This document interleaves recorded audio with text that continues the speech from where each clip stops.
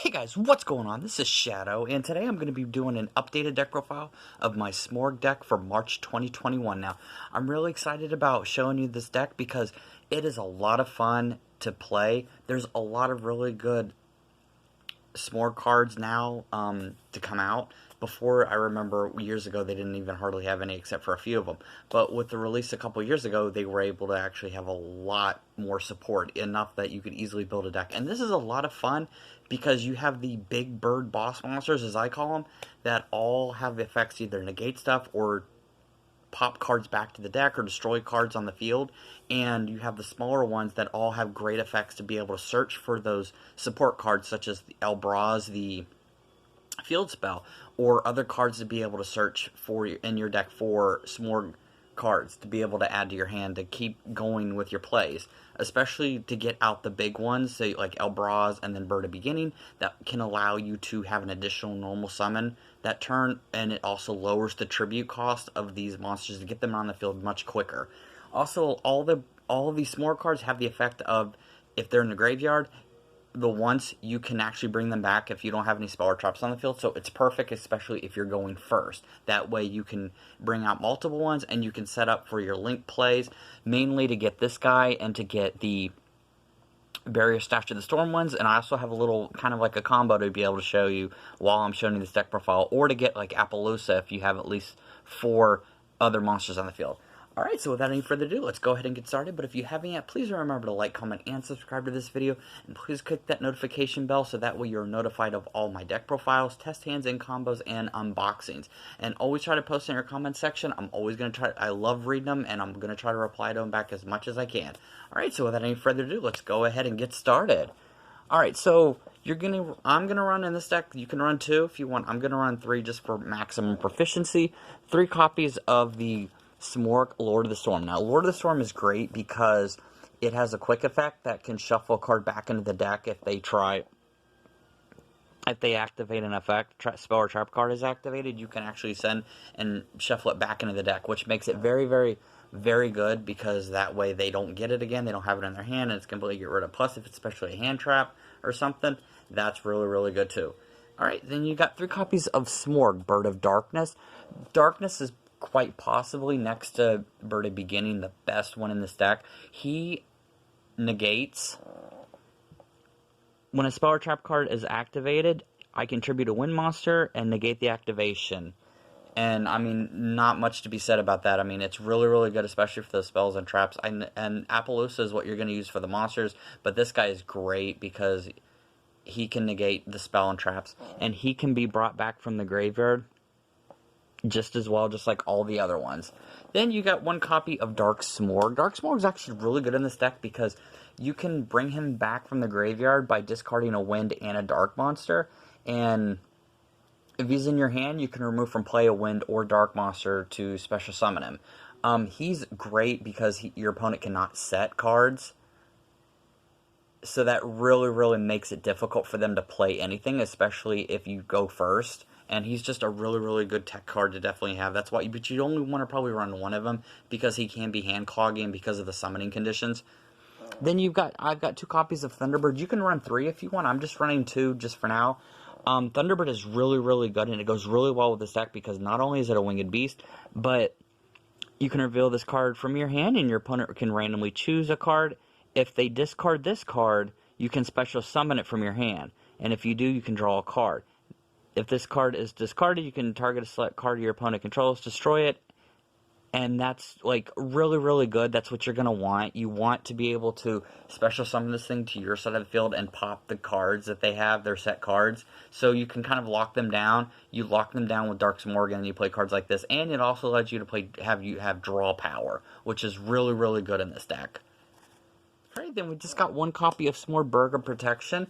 Bird of Protection is really, really good, because when this card is normal summoned, you can target 1 card on your opponent's spell and trap card and return it to the hand. So he's good for just popping and sending it back to the hand and everything, but I only run 1 of him in here because he's the less viable monster in this deck. All the other ones are really good. He's just the only one that kind of just does that, but since he's a Simorgh card, I thought I would definitely add him into it.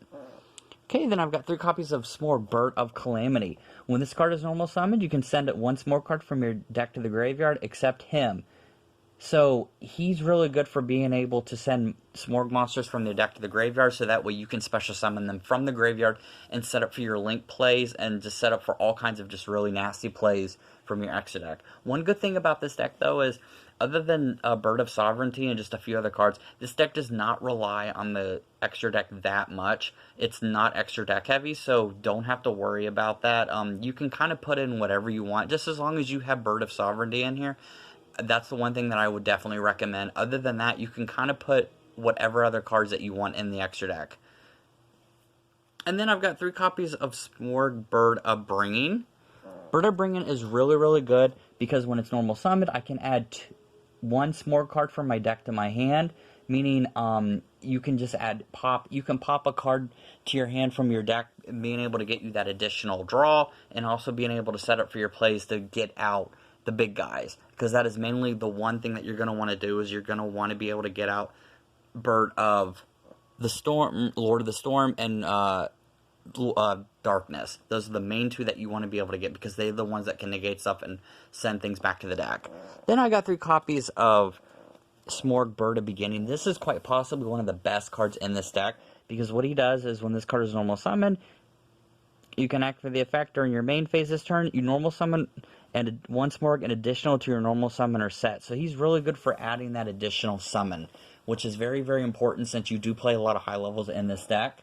That's why I recommend always running 3. So the idea is you want to be able to play cards like Bird of Beginning to bring cards from your deck to your hand to allow you to summon them easier, and then Bird of Beginning to be able to have an additional normal summoner set. Alright, so then we got one last copy, the only non-Simorgh card, Barrier Statue of the Storm Ones. This card actually is really good in the deck, and it's not hard to bring out. This kind of locks your opponent down from only using wind monsters, which can be a pain. There's not a lot of wind decks out there, so you guys know by now that's really, really good, because this will lock your opponent out, and they cannot special summon anything but wind monsters. Alright guys, so that's going to be it for the monsters. Let's move on to the spells and the traps. Alright, so then we've got 3 copies of Elbrod, the Sacred Land of the Simorgh. This is your field spell. This card is really, really good. All winged beast monsters on the field, all wind winged beast monsters, gain 300 attack and defense, and once per turn you can activate one of the effects. You can reveal a level 5 or higher winged beast monster from your hand, and you can normal summon it with 1 less tribute. If you control a wind winged beast monster, you can immediately normal summon 1 winged beast monster. So it allows you to have an additional normal summon, and it also lowers the cost of your big bird monsters in your hand, so that way you can go into your plays. Then you're going to have just 1 copy of Terraforming. Terraforming just to be able to search for the field spell. And then one of the best cards in this deck, one of the best spell cards definitely, next to the field spell, Simorgh Onslaught. You can discard a winged beast monster and add 2 Simorgh monsters with different attributes from your deck to your hand. That is really, really good, because you can add 2 monsters from your deck to your hand, and that is complete consistency, and it definitely play extending. That's what you're gonna want in this deck, because you can get them out so easily, and you can just set up for all of your link plays and just completely lock and shut your opponent down. Then you've got 1 copy, I only won 1 copy, Simorgh Repulsion. You discard a winged beast monster, return all cards in your opponent's spell and trap cards to the hand. So it's kind of like a giant Trunade, which is really, really cool. This whole idea of this deck is to make sure that your opponent does not have, the player who you're facing does not have any spell or traps on the field, to kind of clear their field. That's the idea of this deck.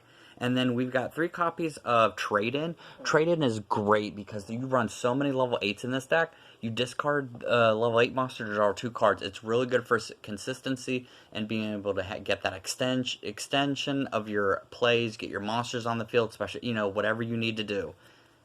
And then I've got 3 copies of the Monarch Stormfront. Now, this is more of a going second card. What Stormfront does is it steals one of your opponent's monsters, and it makes it to where you contribute that monster for one of yours. So you say, for instance, you you have a monster and your opponent does. You can take their monster and then tribute one of yours and one of theirs to bring out one of your birds. And if you have one less, you can take one of their monsters and you contribute to bring out one of yours, which is really, really good. This is more of like a tech card. You don't have to add this in here if you don't want to, because it can be somewhat hard to use, and it's more of a going second, because you want to be able to see what they have on the field first. But it's good because it does steal your opponent's monsters, so it does get around a lot of effects. And then last but not least, you have a Harpy's Feather Duster, just to make sure that you clear your opponent's field of any pesky spell and traps. Alright, so for the trap cards, I'm going to run 3 Harpy's Feather Storm because, yeah, why not? This is definitely a Winged Beast deck.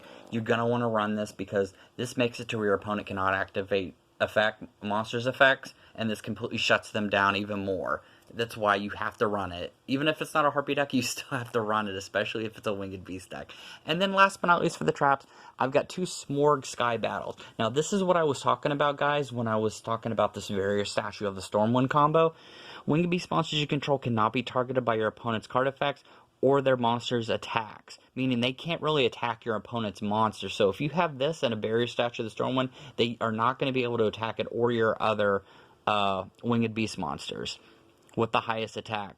You can send this card to the graveyard, and 2 Simorgh monsters you control with different original attributes and levels are 7 or higher return as many cards on the field to the hand as possible. So it recycles it, and then take 500 damage for each card, but that's completely okay because the cost is definitely going to outweigh the result.